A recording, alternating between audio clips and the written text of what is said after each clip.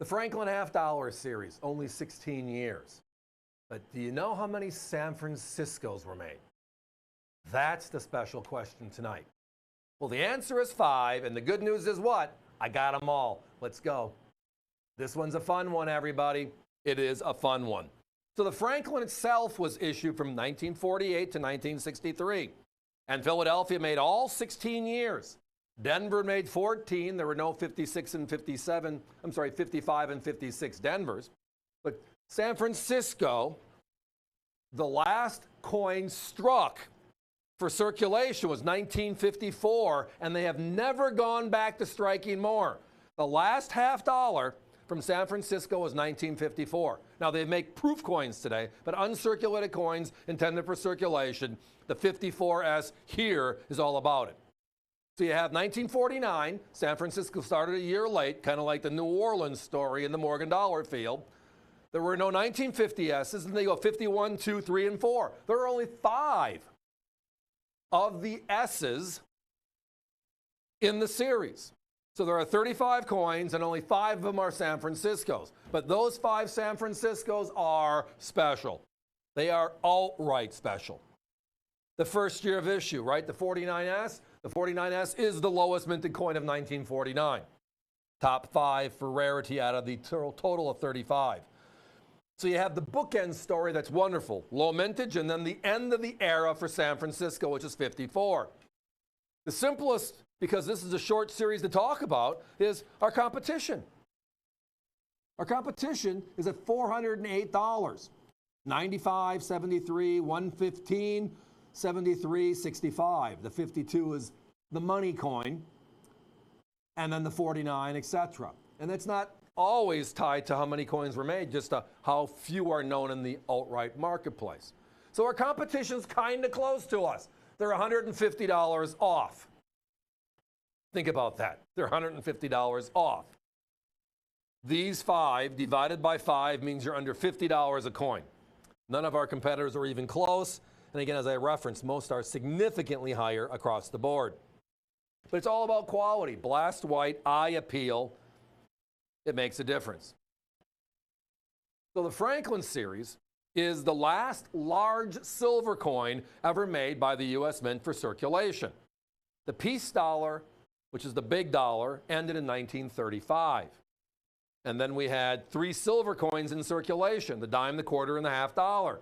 48, we transitioned from the Walking Liberty to the Franklin half-dollar design.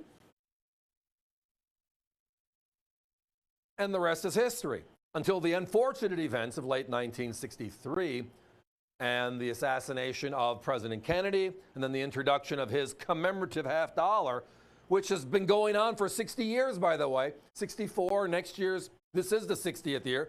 Next year will be the 2024, right?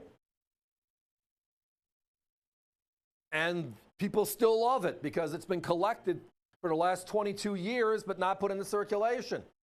But 90% silver is the other tugboat here. And remember, the one thing that throws off all the numbers is in 1980, with the help of the Hunt brothers, we get silver to over $50 an ounce, right? First time in history. And what does that do? It means we're destroying everything. Silver culls, uncirculated, proofs, proof sets, uncirculated sets, flatware, forks, knives, spoons, chandeliers, you name it. We're melting it down because it's $50 an ounce. Had a big impact on the survivability of the coins and the flow of the coins because it was indiscriminate. I mean, I was a paper boy in the 1960s, and I, through the help of my grandfather, got interested in collecting. He says, instead of putting all that stuff in a can, why don't you fill out these albums? Remember the old push albums from Whitman? So I would do that with the cents, nickels, dimes, quarters, half dollars, etc. It was a lot of fun. And whenever I had duplicates, if I couldn't make the coin better than the one I had in my album, I would throw it into a can with that denomination and go on to the next thing, right? Not giving the silver coins up. Well, then silver at $50 an ounce made a lot of us think. We put it aside for a half dollar, and now a matter of 10 plus years later, it's worth 20 bucks. Wow, that's a pretty cool increase.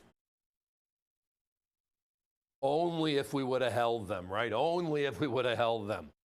But in the series, the Franklin series, it's one of those affordable series. The big series now is the American Eagle. From 86 to the present, 38 years, unks, proofs, and you name all the other configurations. Wonderful stuff. We love it. But the big coin at this time in history, almost 3/4 of a century ago, was what? The Franklin $half. And finding the S's is the storyline. Because again, there were 35 broken down to 16 P's, etc.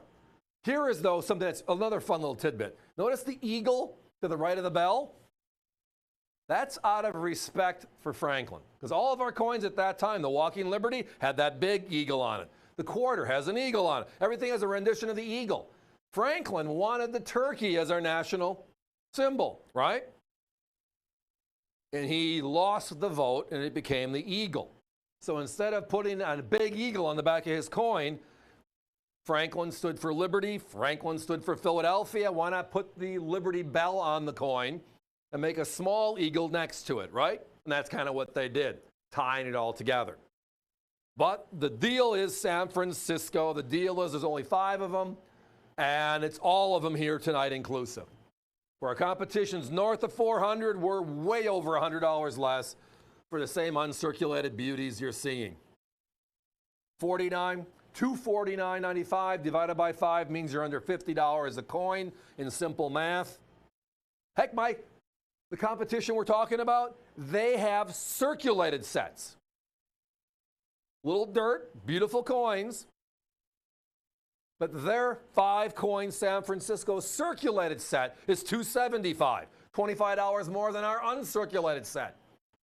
Let's put a 1-minute clock up, please. We're down to the last 10. As the night goes on, you're going to notice that avccoins.com pops up every once in a while, even when Allison, Alex, or myself don't call for it. It's because to let you know the operators are a bit busy. It's an alternative to park your coins into the shopping cart and then check out later. Hang with us for a while. We'd love it, right? We're also going to let you know when we're getting close to a sellout, so that way you don't put it in the shopping cart. And because it's not an order yet, it doesn't count. We don't see it. When you push it and they give you an order number, then we see it. So in this case, please push it through your shopping cart. And if I can entice you with anything else later on during the show, call us back and just say, hey, I got an order in the system already. Can you find me? That way they can add it to your order, make it simple, and you don't miss out. Because the bottom line is this. We can't control when we're going to find enough 49 S's or 52 S's to bring this collection back. It might be 6 months. It might be a year. And that's okay. It's part of the process. It's the great American coin hunt we all enjoy. But we do know one thing. The value on this tonight is a wow. $249.95 versus over $400. Their circulated sets even priced higher. Tonight, this is one of our better values. All of the S mints for $249.95.